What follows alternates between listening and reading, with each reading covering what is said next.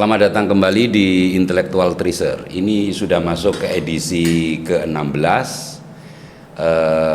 Dua edisi sebelumnya kita secara intens membincang tentang integrasi ilmu. Suatu tema yang dalam 2 dekade terakhir mewarnai perbincangan akademik di lingkungan perguruan tinggi keagamaan Islam. Nah, edisi ini terasa sangat spesial karena saya kedatangan teman lama. Kita akan belajar banyak tentang diskursus integrasi sains dan agama, tapi kali ini dari perspektif pengalaman barat dan pengalaman dari dunia lain ya, di luar lingkungan perguruan tinggi keagamaan Islam. Saya kedatangan teman lama, Romo Alisius Widiawan Lois. Nggih, matur nuwun, Sakol. Terima kasih Mo rawuhnya. Sami-sami. Bagi yang belum familiar,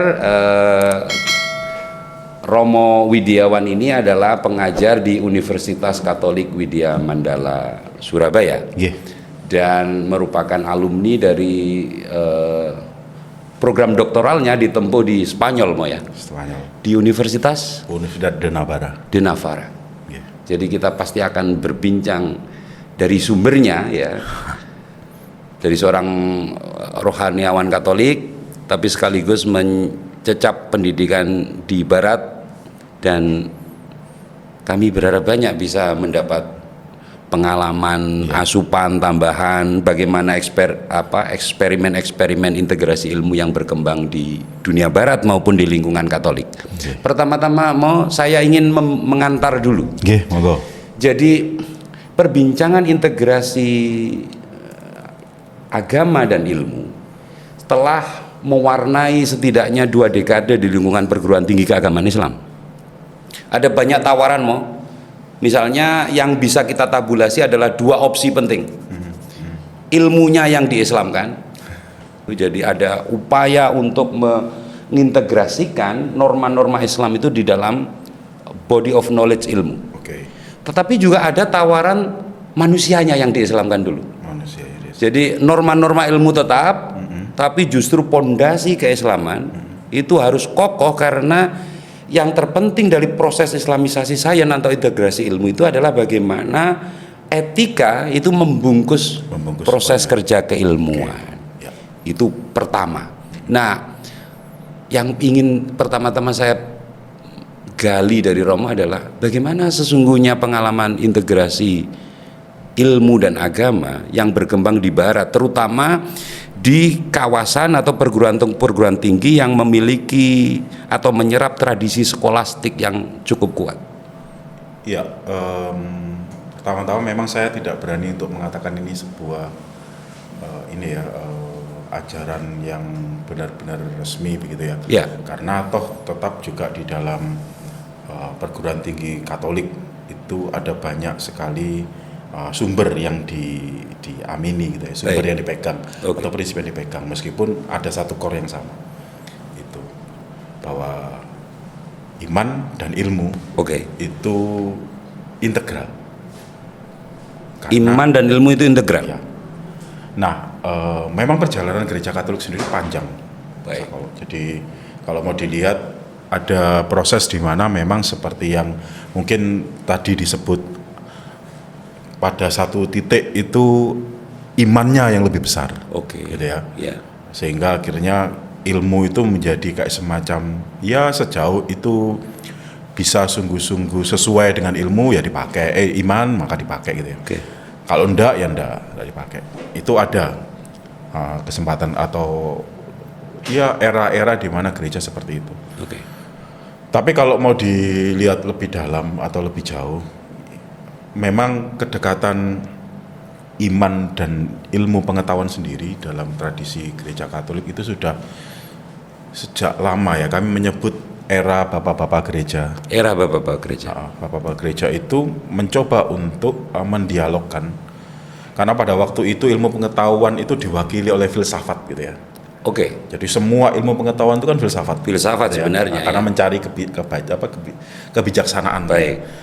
Maka disitulah upaya untuk dalam arti tentu sinkronisasi, mencari titik temu, lalu kemudian mendapatkan semacam pendasaran penjelasan-penjelasan dogmatis kayak gitu ya, dari filsafat. Nah, ya awalnya filsafat itu cuma dipandang sebagai ancilla teologi. Jadi ancilla itu pembantu perempuan, budak perempuan. Filsafat itu. Karena apa? Core-nya tetap teologi. Oke. Jadi bagaimana iman itu sudah jelas dengan sendirinya kayak gitu ya. Iman itu sudah penuh. Tidak bisa diganggu gugat segala macam itu. Nah, tapi untuk sampai pada pemahaman iman, kita butuh bantuan. Nah, bantuannya filsafat. Maka filsafat itu dianggap sebagai ancilla teologi. Budak perempuan itu tadi. Budak perempuan yang melayani ujung-ujungnya ya ini dogmanya, ya ini ajaran imannya. Baik. Tapi bagaimana itu diajarkan, bagaimana itu dipahami lewat jalur filsafat. Itu seperti kredo ini ya yang sangat populer. Betul. Kredo et intelligam itu ya? Ya betul. Kredo kami sendiri. Kredo itu kalau mungkin di teman-teman Islam itu syahadat ya. Kredo kami itu dirumuskan 325 Masehi. 320 Masehi. Itu isinya kalau memang sungguh-sungguh orang yang ngerti filsafat Yunani kuno. Nah, itu isinya apa ya? Konsep-konsep, gagasan-gagasan yang ada di Yunani kuno, dalam pemikiran Yunani kuno. Jadi misalnya nih soal apa itu hakikat. Jadi di dalam kredo kami, di dalam syahadat kami, Tuhan itu hakikatnya apa? Nah, itu dicari lewat filsafat Yunani kuno. Tepatnya itu warisan Yunani kuno. Persoalannya bukan dicari oleh filsafat, tapi ya hakikat itu sendiri apa? Usia itu apa sih? Apa bedanya dengan energi ya? Apa bedanya dengan yang lain-lain itu? Nah, dari situ kemudian benar-benar tajam. Jadi mungkin bagi kekristenan yang dihayati gitu ya, yang diimani menjadi semakin gitu tuh. Nah, itu lewat bantuan filsafat. Itu corak umum filsafat skolastik atau ada varian lain dalam filsafat skolastikmu? Variannya banyak sekali juga. Bisa banyak sekali. Betul, ya. Karena yang diambil itu misalnya nih contoh ya, yang tadi saya sebut bapak-bapak gereja. Bapak-bapak gereja itu rata-rata ngambilnya itu dari Plato, Neoplatonik gitu ya. Ada beberapa yang stoik. Gitu ya. Tapi kemudian sekitar abad ke-12 ketika teman-teman Islam itu mengokupasi daerah Spanyol dan sekitarnya, lalu kemudian filsuf-filsufnya seperti Averroes, itu menerjemahkan Aristoteles. Nah, disitulah kemudian, ternyata ada perspektif baru. Kalau Platonik itu kan lebih ke ide-ide gitu ya. Ide-ide, lalu bagaimana ide-ide itu kemudian dipaham. Yang nyata itu mana? Yang real itu yang mana? Yang nyata, yang real itu yang ide-ide.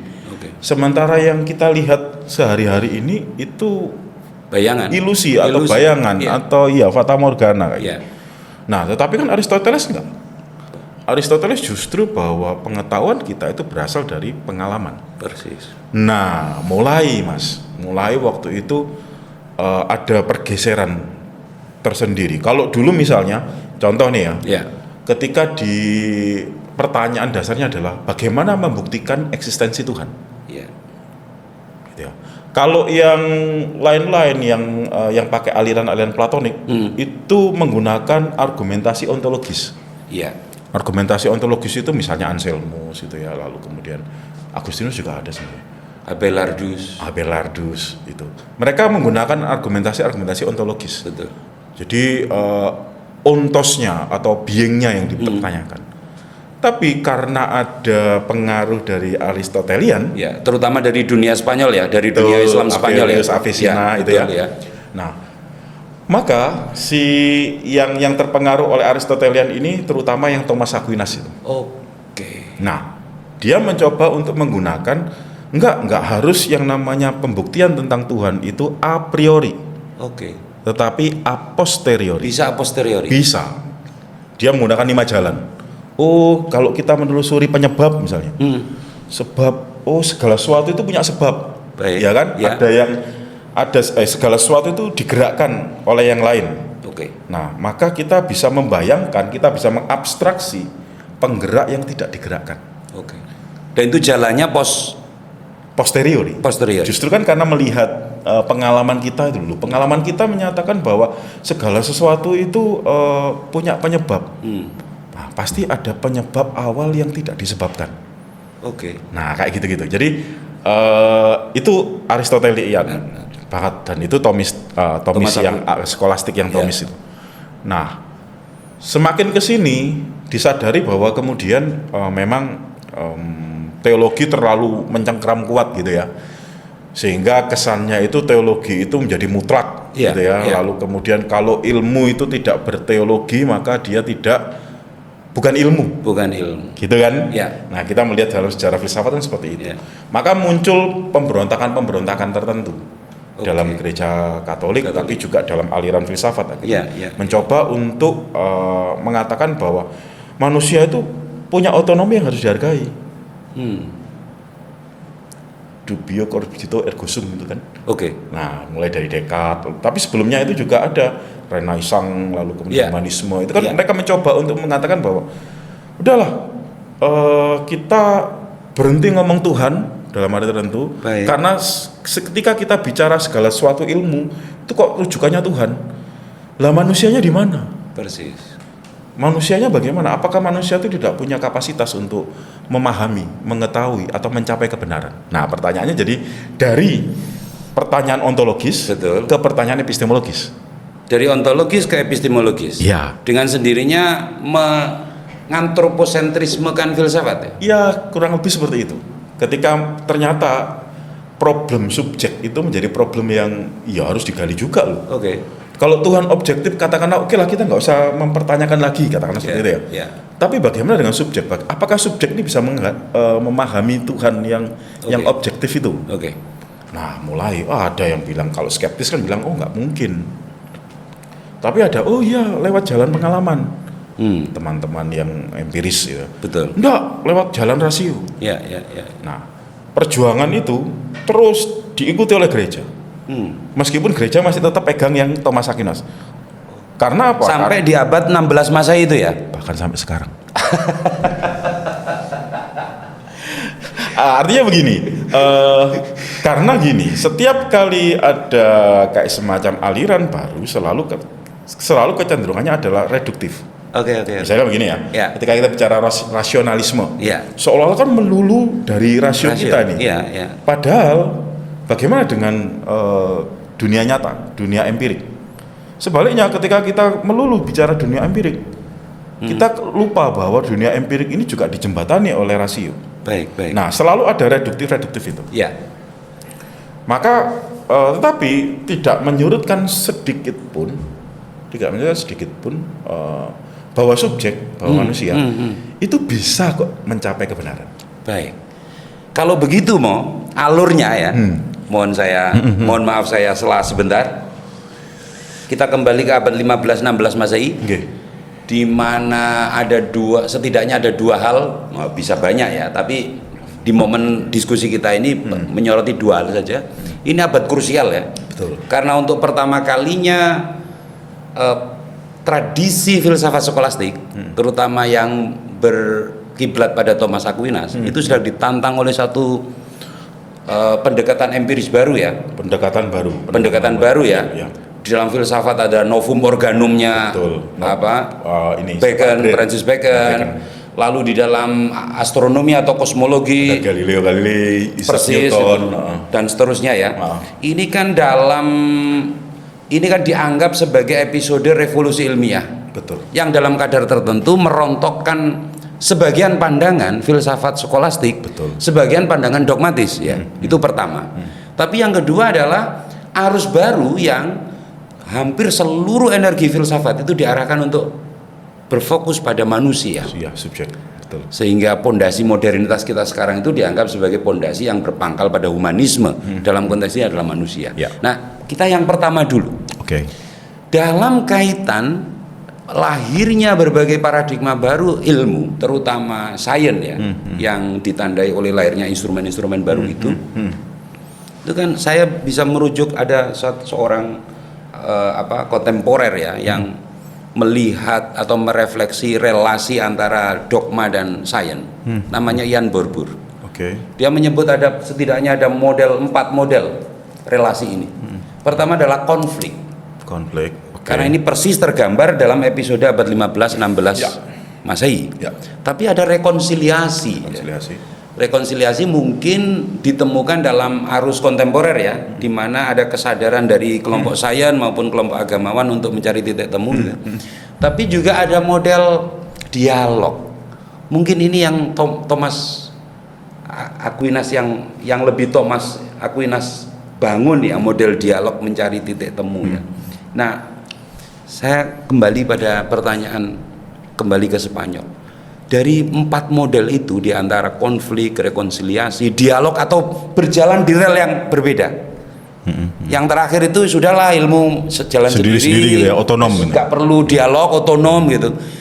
Model mana yang paling mengemuka dalam tradisi kampus, setidaknya kampusnya Romo di Spanyol? Ya, salah satu topik yang menarik, Gus Sakol, ketika saya baik itu di S2 maupun S3, itu ketika kami membicarakan soal kasus Galileo. Kasus Galileo, oke. Kasus Galileo. Jadi begini ceritanya, Galileo itu kan mendukung heliocentrisme ya. Iya. Sementara waktu itu gereja dengan gambaran Aristotelian, gambaran dunia kuno itu menganggap geosentris. Betul. Gitu ya. Padahal Galileo ini bahkan sampai kemudian menemukan teleskop gitu ya. Betul. Untuk membuktikan. Nah, sebelum Galileo ada Nikolai Kopernikus. Itu seorang imam juga. Seorang imam ya dia? Iya. Imam Katolik berarti? Imam Katolik. Beneran.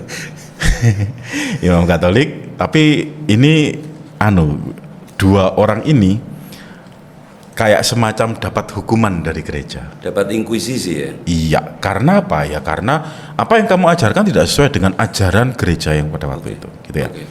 Sampai sebenarnya sampai ke pengadilan, bahkan ada kayak semacam inkuisitor gitu ya, yang menilai kasus-kasus mereka.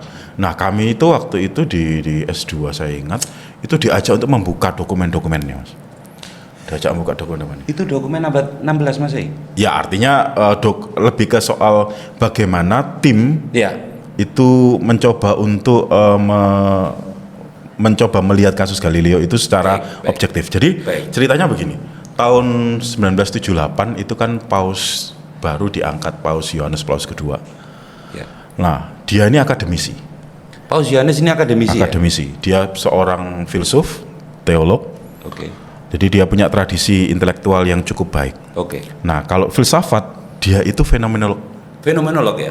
Memang itu abad fenomenologi ya. Betul. Nah, lalu kemudian salah satu terobosan yang dia buat adalah membuka kasus Galileo itu tahun 19, saya lupa kalau nggak salah 81 atau 79. 81 atau 79 ya. Nah, apa yang dia lakukan? Satu, dia mengumpulkan ahli-ahli sejarah. Ahli fisika, astronomi, teolog, filsuf dari berbagai macam aliran atau dari berbagai macam latar belakang yang berbeda. Bahkan ada yang ateis, ada yang bukan Katolik gitu kan. Dikumpulkan, dipimpin oleh satu orang kardinal, dan kardinal ini diberi kesempatan atau diminta untuk menilai apa yang terjadi dalam proses. 81 baru keluar itu 92 11 tahun kalau nggak salah. 9 tahun itu hanya studi dokumen. Jadi ahli-ahli itu datang. Ini kemudian, karena ada mahasiswa ya, saya sekalian begitu loh teman-teman Katolik kalau belajar 11 tahun gitu. Itu ahli dari berbagai macam tadi latar belakang. Pada waktu Galileo dihukum ya, dia dihukum lalu kemudian diasingkan kalau nggak salah itu di satu biara. Dia tidak boleh menulis apapun, dia tidak boleh mengajar, karena pada waktu itu kan semua universitas itu pasti ada chair of theology, gitu ya. Nah, dia nggak boleh ngajar. Wah, dihukum. Nah, dalam proses hukuman itu dia itu diadili oleh berbagai macam pimpinan gereja. Baik. Salah satunya itu kami akui sebagai santo. Salah satunya diakui sebagai santo. Robertus Bellarminus. Robertus Bellarminus. Bellarminus. Nah, ini menariknya, Cak. Iya. Bagi kami, santo itu kan orang yang punya keutamaan lebih. Betul. Sehingga Wali lah dalam dalam tradisi Islam, wali. Iya. Orang yang diwalikan, orang yang dekat dengan Tuhan. Iya. Tetapi dalam konteks ini kami tempatkan bahwa apakah keputusan-keputusan Bellarminus itu Iya. bisa dipertanggungjawabkan, Oke. gitu ya. Iya. Bayangkan ini menempatkan seorang itu.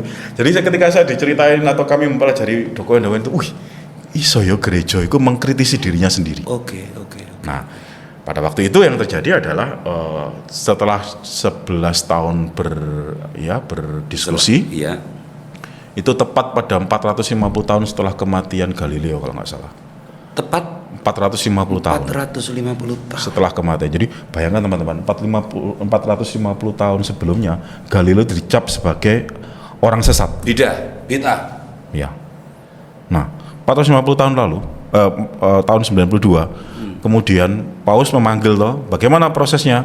Oh iya, kami sudah punya keputusan. Apa? 1, Galileo tidak bersalah. Oke. Gitu ya. Galileo dalam prosesnya sebagai seorang ilmuwan, Ya. dia benar-benar mencari kebenaran. Oke. Wah, ini kata-kata, ternyata dalam ilmu pengetahuan ada kebenaran, gitu kan? Oke. Yang kedua, gereja yang keliru. Maka salah satu poin penting rekomendasinya, gereja harus minta maaf pada Galileo.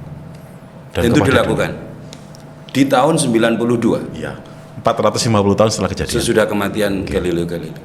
Nah, apa yang saya pelajari di sini? Kalau tadi sampai nyebut ada 4 model, ya. Ada 4 model. Itu 3-tiganya dipakai, yang satu enggak. Yang konflik. Yang konflik enggak ya? Yang konflik enggak. Memang mengalami itu. Ya. Tetapi ada proses kemudian tahapan dialog. Dipanggil lagi, dilihat lagi, dipelajari lagi, lalu kemudian dicari di mana sih titik temunya, di mana sih kekeliruan. Nah, Bellarminus memang tidak bisa disalahkan secara utuh karena memang pada saat itu belum ada alat yang mengukur. Oke. Ya kan, artinya karena keterbatasan ilmu pengetahuan pada waktu itu, Ya. maka Bellarminus dalam kondisi dia kayak semacam ragu, dia mengembalikan kalau ini kemudian mengganggu atau menyingkirkan, mengabaikan ajaran iman, maka sebaiknya memang tidak, gitu ya, tidak dipakai atau tidak diakui sebagai teori, gitu ya. Seperti itu. Nah, kasus itu kemudian juga menjadikan gereja semakin kuat untuk berani melihat evolusi misalnya. Iya. Evolusi itu pada Teori evolusi maksudnya. Darwinisme lebih tepatnya. Lalu kemudian jadi neo-Darwinisme. Itu kan juga seperti itu. Jadi kasus yang waduh, gimana kita itu bisa bicara soal evolusi, ilmu keilmuan semacam itu. Tapi kemudian gereja menemukan bahwa evolusi yang dibuat oleh Darwin bisa jadi bukan sekedar teori yang dengan hipotesis, tapi dia hanya menyebut atau dia hanya mengambil ini hanya sebuah evolusi morfologis. Bagaimana menjelaskan evolusi yang lain, termasuk evolusi spiritual? Kalau kita bicara manusia hanya morfologisnya, mungkin yang disebut evolusi itu mungkin. Tapi apakah manusia hanya morfologis atau anatominya enggak? Manusia itu utuh. Nah, kayak di situ. Oke, ada kebenaran di situ tetapi tidak utuh. Nah, kayak gitu Mas. Nah, sikap-sikapnya macam itu kemudian tahun 99 kalau nggak salah. Paus yang sama, Paus Yohanes Paulus kedua mengeluarkan satu ensiklik, satu ajaran iman namanya Fides et Ratio. Fides itu bahasa Latin, Fides et Ratio. Fides itu iman, ratio itu reason.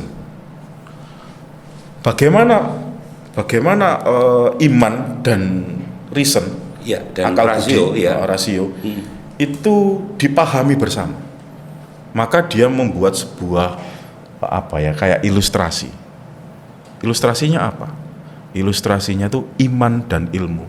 Itu seperti dua kepak sayap yang sama-sama mengkontemplasikan kebenaran. Iman dan ilmu, dua kepak sayap yang mengkontemplasikan kebenaran. Jadi dua-duanya otonom, punya koridor masing-masing, tapi dua-duanya akan mengandaikan yang lain. Ketika untuk sungguh-sungguh sampai pada kebenaran. Nah, di titik itulah mulai Mas eksplorasi semakin berani untuk bicara soal integrasi iman dan ilmu. Bukan gambaran yang imannya yang penting, enggak. Iman pun harus kemudian dengan rendah hati melihat ada kebenaran dalam ilmu pengetahuan. Setidaknya ada potensi. Ada potensi, ada arah, ada kecenderungan. Karena bagaimanapun ilmu pengetahuan itu kan dimulai dari curiosity-nya manusia. Betul. Nah, itu. Jadi saya speechless ini. Speechless kok saya ngomong ya. Mas, tapi itu suwi Mas. Iya. Gereja itu berdiri tahun berapa? Iya. Baru tahun 2000-an loh kami mengatakan itu. Iya, tapi kita juga cukup dibuat ini ya, termangu-mangu dengan kesadaran kesejarahan yang dibangun oleh Gereja Katolik dengan meminta maaf atas kesalahan sejarah yang pernah dibuat. Ya. Kalau kita bentangkan dalam sejarah kebudayaan manusia, hal yang sama persis seperti ini pasti akan sangat susah, bahkan tidak mungkin ditemukan dalam tradisi lain. Permintaan maaf, usaha untuk merefleksi kembali bahwa ada kesalahan yang dibuat oleh suatu institusi. Bagaimanapun kan Gereja Katolik mewakili umat sedunia, Mas. Dan dengan meminta maaf itu bukan pekerjaan penting. Contoh kasus saja ya. Bangsa Indonesia itu tidak pernah minta maaf atas masa lalunya. Ditulis lagi Mas sejarahnya. Baru. Oh gitu ya. Itu mengapa ada proyek penulisan sejarah ulang itu. Tapi tidak dimulai dengan minta maaf. Nah itu. Kita nggak akan pernah maju karena ketika melihat yang lalu itu harus diselesaikan begitu. Enggak, kita harus melihat masa depan. Jadi ketika kita minta maaf, ketika kita rekonsiliasi, itu untuk masa depan, bukan masa lalu. Untuk masa lalu.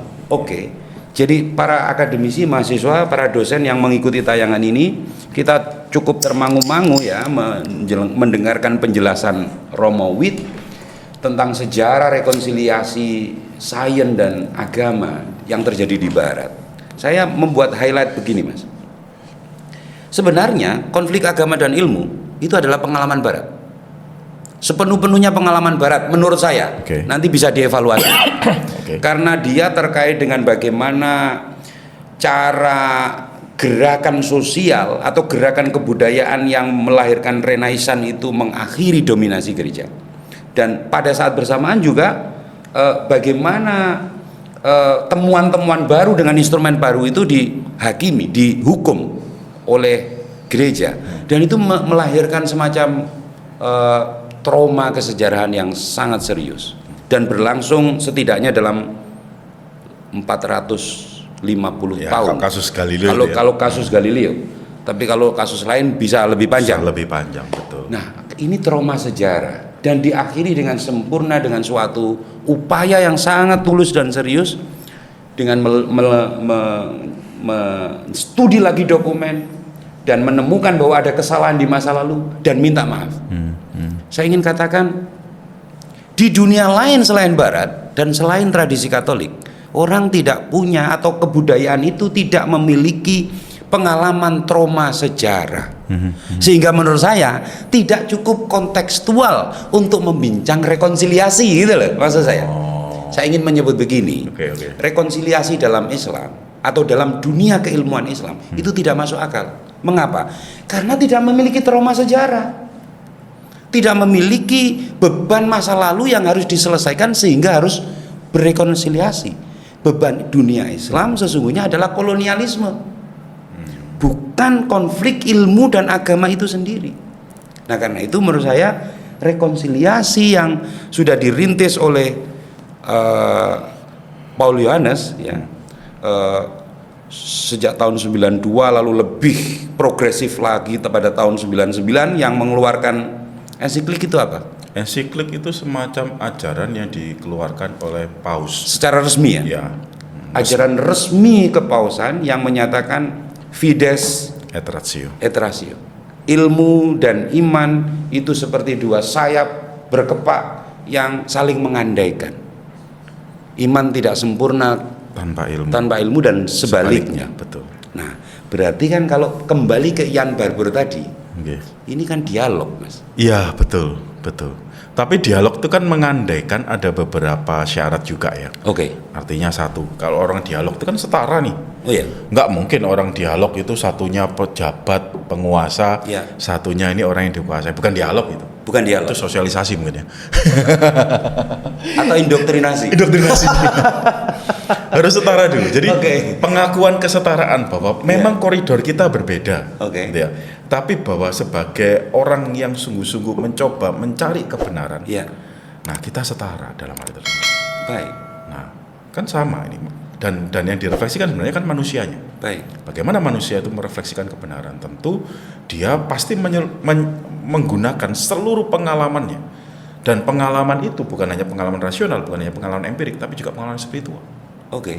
Sehingga akhirnya ya udah kita berdiri karena yang beriman itu manusia, Ya. yang berilmu itu manusia, yuk Ya. kita berdiri sama sebagai manusia. Mo, bagaimana perwujudan dialog itu dalam body of knowledge di Oh. setidaknya di kampus Romo lah, di Spanyol. Ya, saya punya pengalaman ya kalau Ya. di S2 maupun di S3 ya. Ya. Ketika kampus saya sama di Universitas Danabara. Kalau yang di S2 itu karena kami kan ngambil banyak mata kuliah. Mata kuliah, ya. ya. Nah, salah satu mata kuliah yang ada itu namanya Ciencia Razón y Fe. Science, ya. Reason and Faith. Oke. Atau iman. Science, reason, and faith. Ah, Ini science itu mewakili science, ya, reason itu mewakili filsafat, saya kira, dan faith itu mewakili agama teologi ya. atau melampaui agama. Teologi. Teologi ya tepatnya. Ya. Oke. Iman lah, pengalaman iman. Bukan hanya melulu itu ya. Nah, Ya. yang di S2 itu, ini kayak semacam kalau di filsafat ini wajib, Mas. Ini mata kuliah wajib. Mata kuliah wajib di filsafat. Tapi juga di situ ada kedokteran, ada anak-anak biologi molekuler. Yang harus ikut mata kuliah. Harus ikut MIPA itu, ya ikut semuanya ikut. Komunikasi semuanya ikut. Hukum. Nah, dalam saya lupa berapa kali pertemuan, Ya. tapi dalam pertemuan-pertemuan itu menghadirkan profesor-profesor di bidangnya sendiri. Misalnya kimia nuklir itu pernah. Profesor seorang Fisika profesor nuklir. fisika atau kimia nuklir ya. Fisika nuklir. Lalu Oke. biologi molekuler. Ini kan wah luar biasa. Atau bahkan ahli, saya lupa waktu itu kalau nggak salah ahli kanker. Ahli kanker. Iya, ahli kanker, dokter. Dan mengajar untuk mahasiswa yang lebih general, termasuk yang teologi ya. Gimana cara? Loh, ya itu saya Iya. sendiri sampai gumen ya. Loh, Iya. kok iso ya? Saya yang mahasiswa filsafat, Iya. akhirnya bisa ngerti apa yang dia katakan. Karena memang caranya itu dia menunjukkan seperti apa sih ilmuku. Misalnya, ilmuku itu biologi molekuler. Apa yang pelajari? Oh ini gitu ya. Objek material, objek formalnya gitu ya. Lalu kemudian metodenya apa? Blablabla. Nah, ada satu yang kemudian membuat kami tercengang adalah saya Iya. tidak. Semua dosen yang ngomong itu mengatakan dengan rendah hati bahwa ilmuku terbatas. Ilmu terbatas. Ilmuku terbatas. Oke. Dan aku merasa bahwa aku harus melampaui ilmuku ini untuk bisa merefleksikan siapa aku. Merefleksikan siapa aku? Iya, siapa manusia, siapa aku. Oke. Gitu ya. Nah, kalau sudah sampai situ, ketika misalnya yang biologi molekuler, aku memang nggak bisa ngomong soal Tuhan. Tapi dalam ilmuku yang biologi molekuler, Ya. aku nggak bisa menjelaskan ini sifat ini dari mana ya munculnya. Ada keterbatasan tertentu. Misalnya sudah bicara kromosom macam-macam, Mas. Ya. Aku dewi gak paham karena istilahnya teknis. Ya. Tapi ketika dia benar-benar masuk situ, ada hal yang aku nggak bisa. Maka dia mungkin ini yang dikatakan oleh orang beriman itu agama Oke. atau Tuhan. Soal batas. Iya, batas. Dan kemudian hebatnya lagi mereka melompati batas itu. Aku berani mengambil keputusan bahwa aku menjadi seorang Katolik Oke. dengan ilmuku ini karena aku melompati batas. Aku sadar bahwa dunia atau realitas itu tidak sesempit ilmuku. Oke. Nah, jadi kan itu kan bentuk-bentuk apa ya? Dia mendialogkan ilmunya, apa yang dia pelajari, apa yang digulati berpuluh-puluh tahun. Iya. Itu kemudian iya ya, untuk diriku apa, untuk masyarakatku apa, untuk bangsaku apa. Dia sampai pada kesimpulan-kesimpulan seperti itu. Nah, uniknya adalah dalam mata kuliah itu nggak ada ujian. Nggak ada ujian, tapi refleksi. Refleksi itu refleksi mengerucut pada pertanyaan siapa manusia. Nah, orang biologi molekuler kayak gitu sampai pada semacam lompatan tertentu gitu ya. Kamu yang belajar filsafat bagaimana? Oke. Itu semua hampir sama Mas. Setiap pertemuan refleksinya sama. Dan kemudian ada sesi tertentu itu dosennya minta, "Yuk kamu sharing." Yang filsafat ketemu sama yang kedokteran, dibikin itu. Bikin klaster-klaster kecil-kecil gitu. Itu yang di S1. Jadi S2 apa S1 ini tadi? S2. Ya. Bicara, makanya saya tadi bilang salah satunya adalah tadi yang teman yang profesor yang astronomi tadi cerita soal Galileo tadi. Oke. Profesor yang biologi molekuler itu cerita soal Darwinisme dan neo-Darwinisme. Bagaimana ada keterbatasan-keterbatasan itu. Dengan kompleksitas perkembangan ilmu-ilmu itu kontemporer, mereka secara sangat arif dan humble menyatakan bahwa ada keterbatasan. Jadi profesor-profesornya itu bukan orang-orang muda, Mas. Mereka bilang, aku ekspertasiku, keahlianku ini aku geluti 20 tahun, 30 tahun gitu ya. Tapi aku tetap menemukan iki batasnya kok gini, nah kayak itu. Apapun itu. Batas itu apa, Mo? Waduh, batas itu apa ya? Jadi begini, sejauh yang saya tangkap waktu itu memang, dan kemudian iya ya, kalau dikaitkan dengan yang tadi, yang Fides et Ratio, aku memang bisa sampai pada kebaruan-kebaruan tertentu. Setiap ilmu itu kan punya kebaruan-kebaruan tertentu. Tapi kebaruan-kebaruan ini, kok tetap ada yang kurang? Kok tetap bisa dikritisi? Kok tetap ada kelemahan-kelemahan? Oke. Nah, kalau nanti teman-teman belajar di filsafat ilmu kan muncul gitu ya, soal kenapa kok bisa sampai seperti itu. Tapi yang jelas di situ batas itu menjadi kayak semacam belum batas akhir sih, karena dia terus mengatakan saya masih mencari. Tapi bahwa dia sadar bahwa ini koyok kepak satu tok. Benar-benar kepak satu tok. Kok gak sampai ke sana ya, padahal tujuan itu ke sana. Kalau memang ilmu harus diketahui batas dan subjeknya mengakui itu ada batas, pertanyaan berikutnya justru apakah reason dan faith bisa menjawab batas itu? Sama, tidak jawabannya. Loh, iman itu penuh toh? Iya, iman itu penuh, tapi sing penuhi Gusti Allah, duduk menungso. Oke. Artinya manusia dengan segala macam pengalamannya, pemahamannya kan berusaha untuk memahami Gusti Allah. Nah, dalam titik ini teologi pun menyadari bahwa dia butuh ilmu-ilmu yang lain. Dia butuh ilmu. Iya.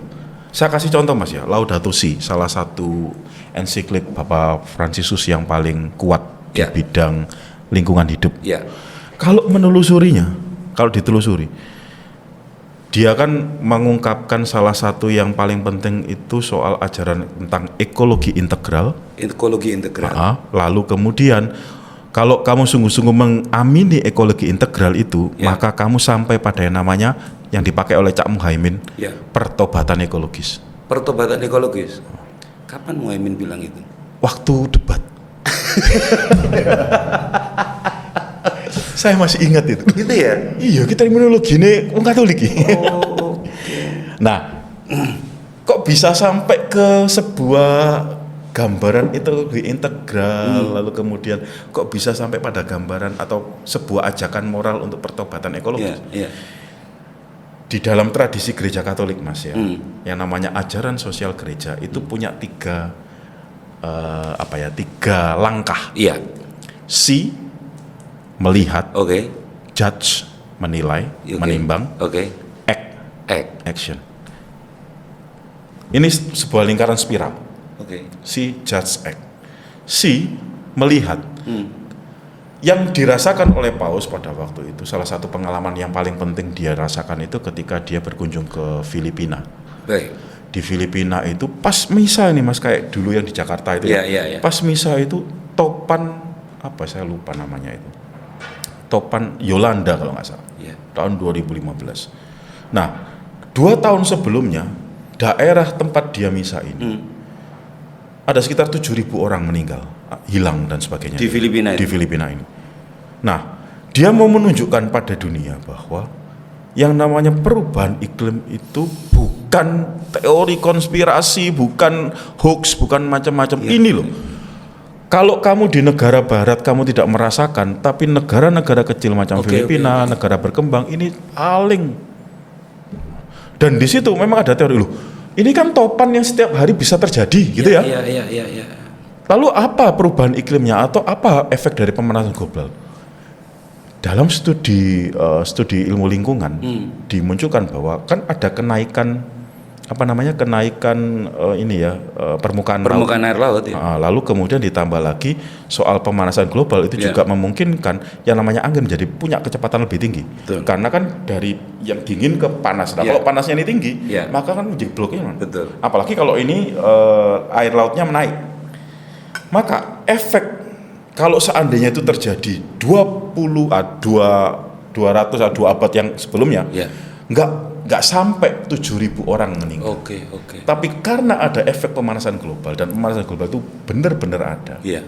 Nah, dia mau menunjukkan itu. Jadi dengan C itu memastikan bahwa ini bukan hoax. Iya, ini benar-benar masalah kita. Ini problem manusia. Problem kita. Iya. Dan yang terdampak itu rakyat kecil. Ketika kita bicara soal misalnya, kalau hanya melihat bahwa pengungsian arus pengungsi dari Afrika ke ke Eropa itu ya. Itu kalau hanya sekedar masalah ekonomi dan politik, Anda keliru. Iya. Kenapa? Karena memang alam sudah berubah. Sehingga orang tidak lagi bisa menggantungkan diri pada alam. Iya. Maka mereka harus menggantungkan pada siapa? Nah, mereka nomaden ini contoh konkret dari orang-orang yang terpinggirkan karena perubahan iklim. Oke. Nah, maka dia gitu. Jadi ada studi bukan hanya refleksi teologis atau refleksi filosofis, tapi ada studi-studi yang dipakai, yang dimasukkan di dalam ensiklik itu. Oke. Lalu judge itu menilai. Ya. Jadi setelah ketika kita melihat, kita sampai pada akar persoalannya apa sih? Oke. Akar persoalannya salah satu yang disebut di judge-nya di Laudato Si. Akar persoalan dari perubahan iklim dan sebagainya itu problem krisis lingkungan. Nah, Paus ini menyebutkan krisis lingkungan itu juga krisis manusia, krisis dunia dan sebagainya. Kemanusiaan, maaf. Oke. Nah, dia menyebut salah satu hal yang memicu dari persoalan problem itu namanya yang disebut paradigma teknokratis. Paradigma teknokratis. Nah, siapa yang pertama kali muncul? Apakah Paus sendiri? Enggak. Kalau kita lihat jejak filsafat, orang-orang macam Herbert Marcuse, lalu kemudian Gabriel Marcel, itu sudah menunjukkan bahwa hati-hati loh dengan teknologi. Ya, kita harus menempatkan teknologi itu seperti apa. Nah, ini tokoh-tokoh yang dekat dengan tradisi Frankfurt ya? Iya. Tradisi Frankfurt, ada juga tradisi eksistensialis, Marcel itu. Nah, mereka ini sudah memberi semacam warning terhadap teknologi. Oke. Nah, salah satu akarnya di situ. Wah, akarnya macam-macam. Ada soal konsumerisme lah, ini dan sebagainya. Kebudayaan. Nah, bagaimana kebudayaan yang katakanlah lebih dekat dengan alam semakin hari semakin tergerus toh. Orang Papua yang biasanya makan sagu diambil secara bijak dari hutan mereka, sekarang diganti mie instan. Dan beras. Dan kecanduannya parah hari ini. Iya.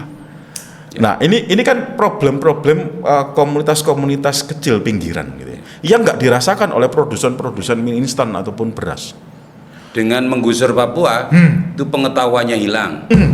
Pengetahuannya hilang, Teknologi identitasnya hilang, identitasnya hilang. Bahkan agamanya hilang. agama aslinya hilang. Agama buminya hilang. Betul. Kedekatannya dengan mama bumi mereka hilang. Nah, seperti itu. Nah, judge ini kemudian ditarik lebih dalam lagi. Iman kita ngomong apa sih? Oke. Ini sudah masuk ek? Belum. Oh, belum. Belum. Nah, tepat disinilah dialog itu terjadi. Oke. Jadi kalau awal itu biasanya itu ya memang sudah ada dialog, tapi masih intensitasnya kecil gitu ya. Tapi begitu masuk ini, dialognya semakin intens. Apa sih yang diajarkan soal cinta lingkungan di dalam gereja Katolik misalnya? Dasarnya apa sih? Akarnya apa sih? Nah, kalau salah satu yang dikutip tuh kalau nggak salah Mazmur 8. Mazmur. Sobur ya. Sobur ya bener ya? Di tradisi Islam. Ya. 8, Mazmur 8 itu betapa mulia namamu Tuhan di seluruh bumi. Oke. Luhur kemuliaanmu ya Tuhan menjulang di atas langit dan seterusnya. Tapi ada satu kalimat penting di situ. Apakah manusia sehingga kau perhatikan? Siapakah dia sehingga kau pelihara? Nah, bagaimana Tuhan memelihara kita? Ya dengan memberi bumi. Oke. Maka salah satu hal yang menarik sekali, Ya. dia menyebut itu keadilan antar generasi, Mas. Keadilan antar generasi. Jadi kita nggak bisa cuma ngomong keadilan di generasi kita. Bagaimana kita juga adil terhadap generasi berikutnya. Oke. Nah, itu banyak terminologi yang diambil sebenarnya kalau dilihat. Memang benar itu refleksi teologis, tetapi campuran filsafat, Iya. ilmu pengetahuan juga ada di Berdimensi kritisisme, Iya. filsafat praksis. Iya. Jadi ada refleksi yang sangat serius. Geopo iman. Gaya apa? Tapi pertama-tama, sopo menungso. Iya. Nah, baru di act-nya, apa yang harus kita lakukan? Iya. Pertobatan ekologis. Pertobatan, Mas. Iya. Ada 7 tujuannya, kalau tidak salah ini. Pertama, mendengarkan jeritan bumi, jeritan orang miskin. Jadi kalau teman-teman nanti bisa browsing, Iya. 7 Laudato Si Goals. Oke. Itu mirip SDGs, tapi kalau SDGs itu sekular banget. Tapi 7 Laudato Si Goals ini spiritual. Spiritual atau filsafat? Ini filsafat sekali soalnya. Sangat filsafat. Tapi nanti orang teolog bilangnya, oh ini teologis. Enggak, kalau kami yang belajar, ini filsafat banget. Filsafatnya Laudato. Pertobatan ini act-nya. Misalnya bentuk-bentuknya. Apa ya? Hidup sederhana, Ugahari. Hidup sederhana. Ugahari. Dia menyebut Ugahari. Simple life, dia bilang. Simple life. Simple life. Apa sih? Lah kalau kau memang butuh deterjen 2, ya ngapain kamu beli 5? Kalau kamu cukup makan dengan 1 roti, ngapain kamu harus menumpuk 10 roti? Oke. Nah kayak gitu, simple life. Gerakannya jadi kayak model Sekarang itu ini ya, gerakan kiri ya. tahun Tapi- 60-an. Non sewu, Ya. gereja bukan kiri, Mas. Gereja bukan kiri. Bukan kiri. Nanti saya disentil Bapak Uskup saya nanti. Oke. Ya kiri. Tapi ada unsur spiritualnya, Mas. Kalau kiri banget itu kan nanti jadi sekular banget gitu. Marxisme religi. Cok ngomong Marxis kami juga menolak. Pinjam. Oh enggak, oke. Saya kembali terkesima ini ya. Saya jujur, Bang, baru mendapati paparan ini secara terperinci. Laudato Si. Laudato Si ini. Itu baru obrolan ini loh, Bang. Sehingga 3 tahapan itu saya memahaminya sebagai suatu tahapan praktek keilmuan loh ini. Iya, betul. Kalau kita akademisi, kalau kita ilmuwan, benar-benar kita harus lihat nih, jangan sampai ilmu kita itu hanya sekedar di wacana saja, Iya. menimbang-nimbang saja, tapi Iya. action plan-nya apa? Strateginya gimana supaya itu juga bisa Bagaimana mungkin gereja Katolik bisa dekat banget dengan Madzhab Frankfurt seperti ini?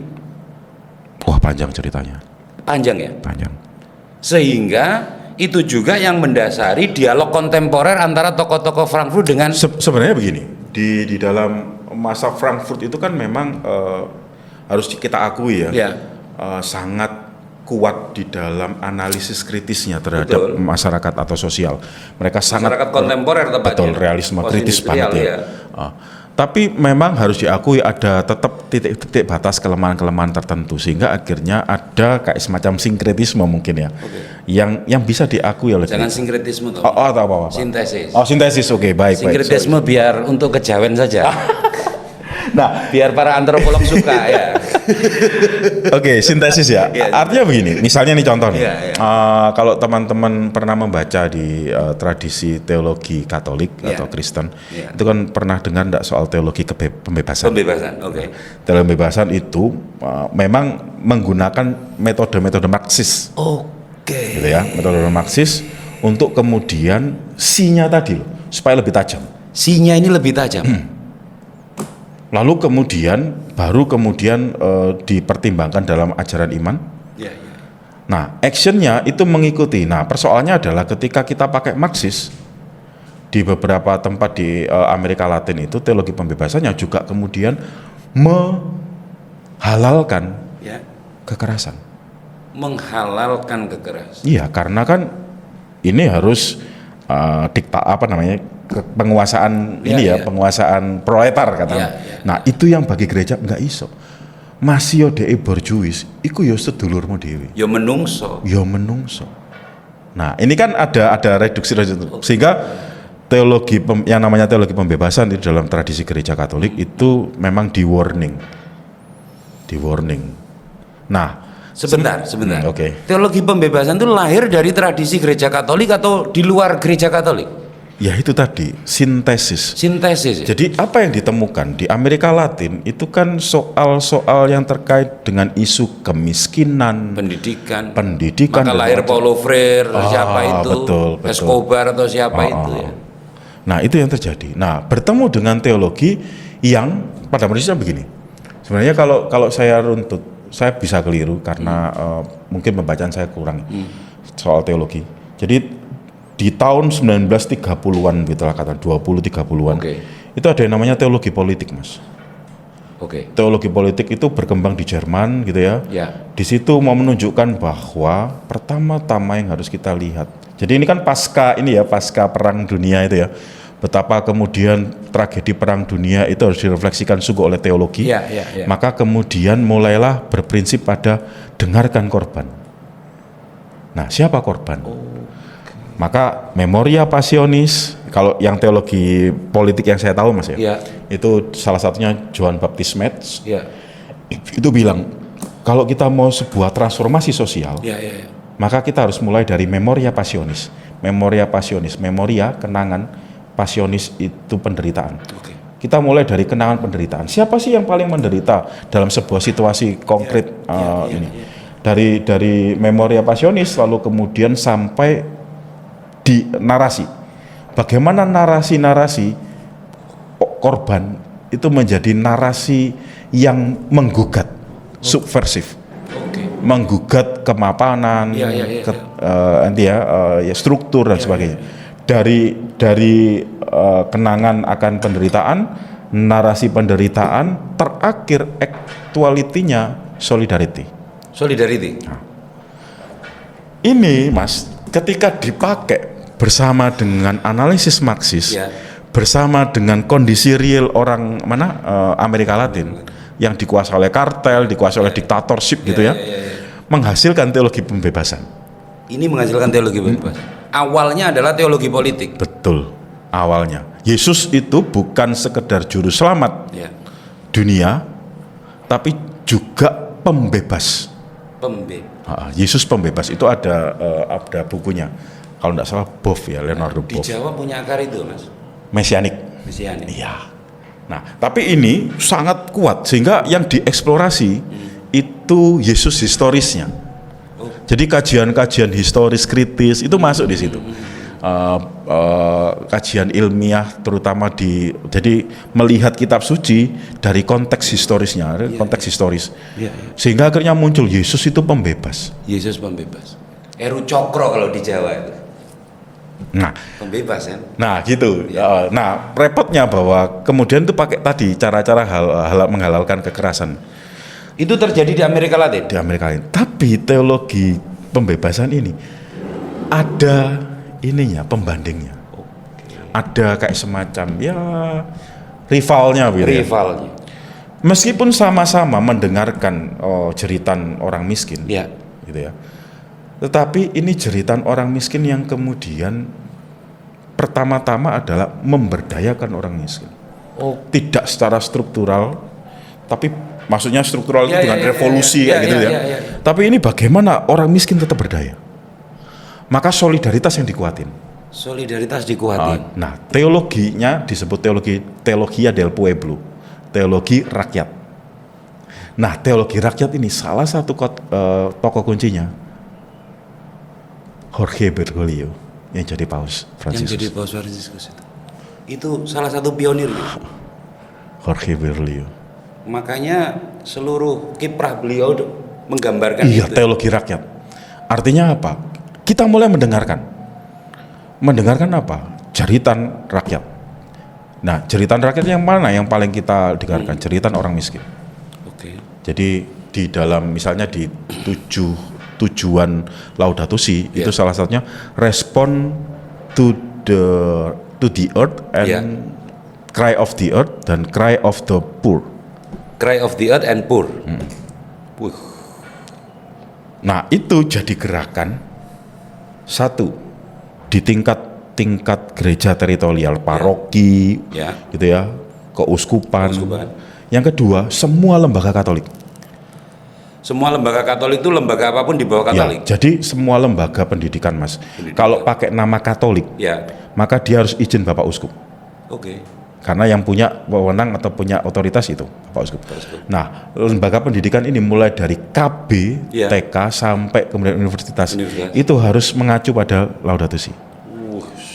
Ada ini ya, fakta. Berarti 3 tahapan itu masuk dalam semua tubuh kurikulum dong. Nah, ini persoalannya. Seringkali kan kita itu berhadapan dengan otoritas lain.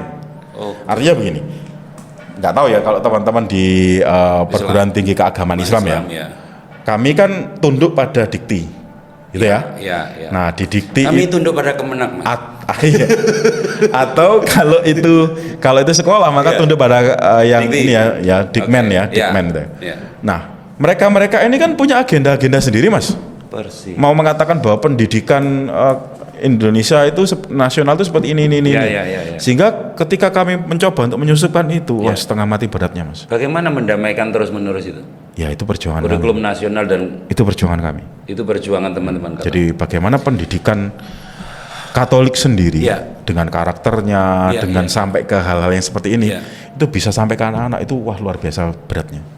Saya kira problem mendasarnya bukan hanya soal kebijakan, mungkin bagian-bagian akhir, Mas. Tapi berlangsung 1 jam lagi juga nggak apa-apa. Bagian-bagian akhir.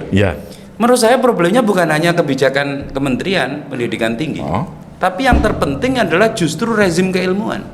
Maksudnya gimana? Body of knowledge seperti yang bisa kita bayangkan, yang diturunkan dari Laudato Si itu tadi, itu bisa dibayangkan adalah model keilmuan yang lebih dekat di dalam tradisi ilmu berdimensi kritis. Sebut saja ilmu kritis, teori kritis. Saya melihat beberapa irisan yang sangat serius dengan epistemologi teori kritis ya. Dan sampai di tahap ini, kampus itu sama sekali tidak menyerap paradigma itu. Setidaknya dalam perguruan tinggi keagamaan Islam. Kampus itu sangat positivistik, minded dalam pengertian bagaimana ilmu dijalankan secara berdistansi, menjaga objektivisme, ilmu harus didekati dengan a posteriori murni. Itu harus belajar filsafat ilmu, Mas. Itu harus belajar. Iya. Yang namanya positivisme atau neopositivisme itu bukan segala-galanya. Iya. Tapi faktanya itulah rezim itu yang dipakai, betul.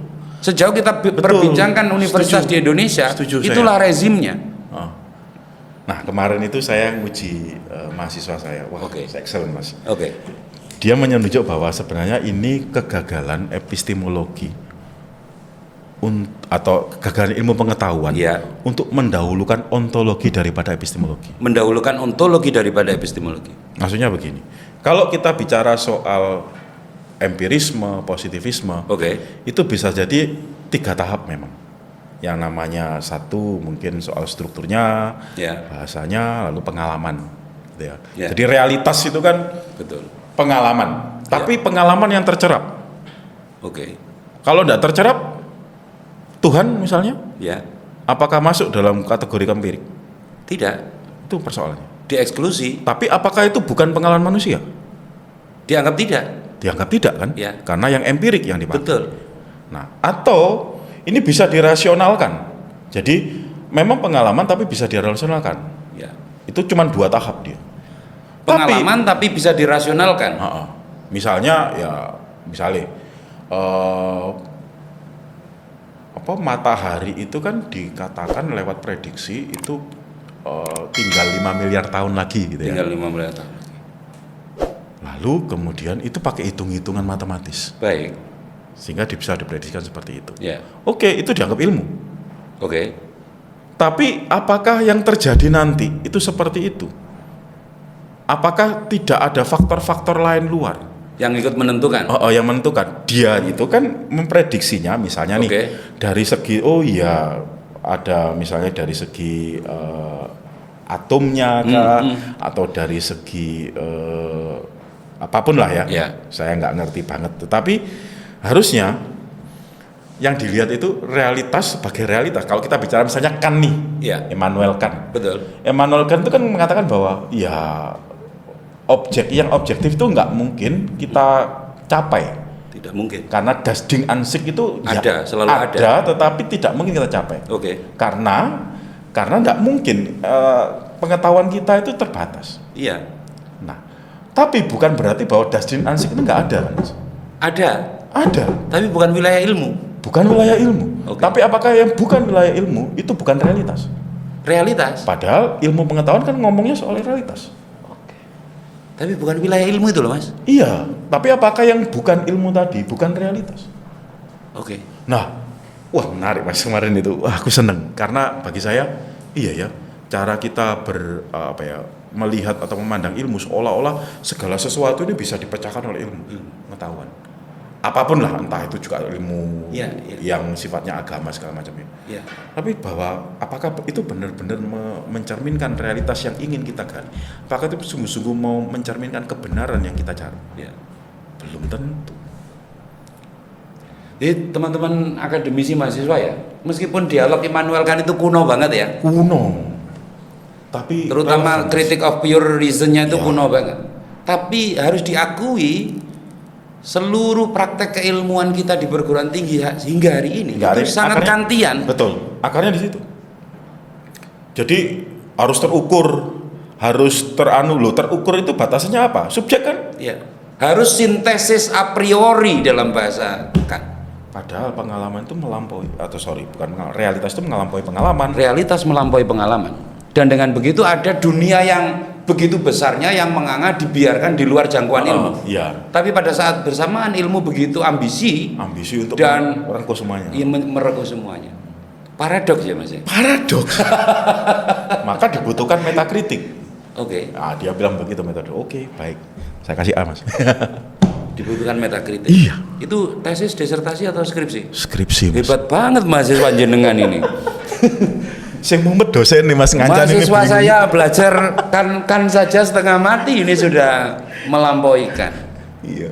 Intinya adalah di wilayah gelap itu ya, perbincangan tentang dialog terjadi.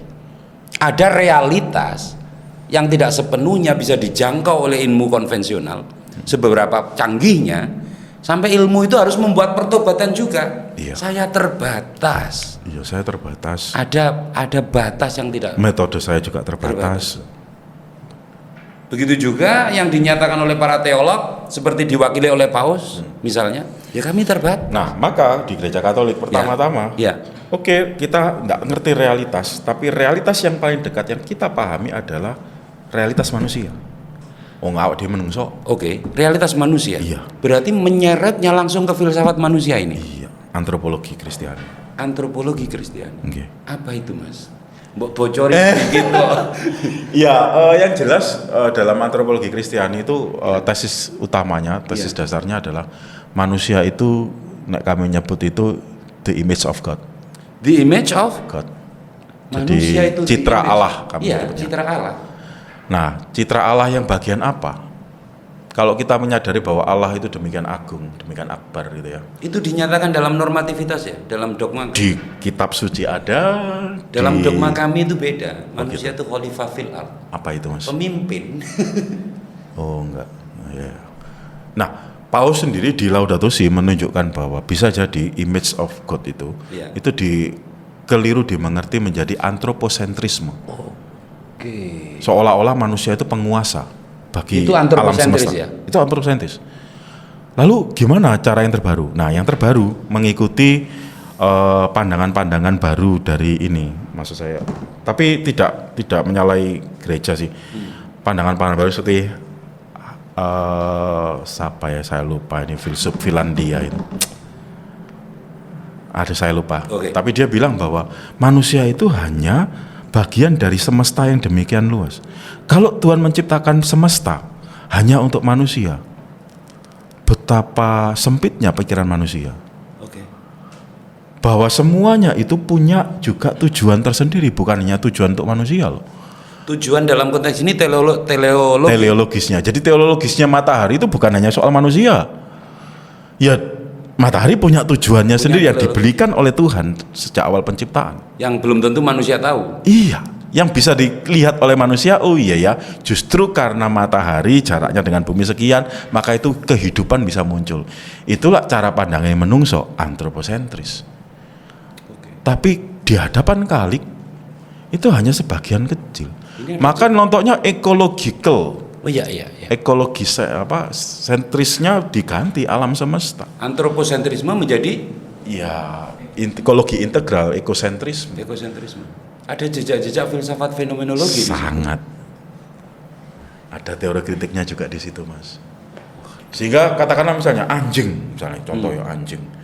Anjing itu juga punya tujuannya sendiri. Iya. Tapi seringkali kita hanya mengatakan, oh ini najis satu misalnya. Oh ini kawan kita. Itu kan cara pandangku. Tapi cara pandangnya anjing, apakah kamu pernah mendengarkan? Ya dia nggak bisa ngomong. Atau kita nggak ngerti ngomongan mereka. Tapi paling tidak kalau kita menghormati bahwa setiap ciptaan itu diciptakan dengan dasar Iya. atau dengan alasan, Iya. maka kita nggak bisa serta-merta itu alasannya untuk manusia. Oke. Nah itu bentuk-bentuk pertobatannya, Mas. Iya. Tapi ya sekali lagi itu bagian dari iya ya. Kalau kita merefleksikan alam ciptaan itu harusnya juga sampai ke sana, Iya. bukan hanya sekedar untuk tujuan-tujuan manusiawi. Tanpa menyebutnya sebagai filsafat Katolik, filsafat kemanusiaan yang seperti ini pun sudah menggambarkan suatu model integrasi ya. Betul. Kami nggak pernah melabeli itu sebagai antropologi. Tidak pernah melabeli. Terima kasih mau informasinya. Karena di dunia perguruan tinggi keagamaan Islam, label itu masih sangat sangat penting. Ya, misalnya psikologi harus ada Islamnya, psikologi Islam. Misalnya ekonomi itu harus ada syariahnya. Dan seterusnya. Tapi label itu masih mewarnai suatu model integrasi ilmu di lingkungan perguruan tinggi keagamaan Islam. Tradisi Katolik nampaknya satu tahap lebih karena sudah tidak butuh label. Ya mungkin karena kami lebih tua gitu, Mas ya. Lebih tua ya. Jadi sudah tahu asam garam, jatuh bangun, dicaci maki segala macam, kami akhirnya refleksi. Nah tradisi refleksi itu kuat banget di kami. Dan mungkin ya saya nggak ngerti apakah ini sebuah pembenaran juga, saya nggak ngerti. Mungkin justru karena kami itu punya yang kami sebut magisterium. Magisterium. Magisterium itu otoritas mengajar. Oke. Yang hanya diberikan pada katakanlah wakil-wakil Kristus, kami bilang misalnya paus, uskup gitu ya. Ini magisterium ya. Iya, magisterium. Sehingga apa ya? Sejauh itu terkait dengan ajaran iman dan moral, itu kami mengakui bahwa iya ini yang menyatukan kita. Oke. Ini yang menjadi dasar kita bersama gitu. Sehingga akhirnya lebih gampang, Mas. Ya. Mari kita kerucutkan, Mong.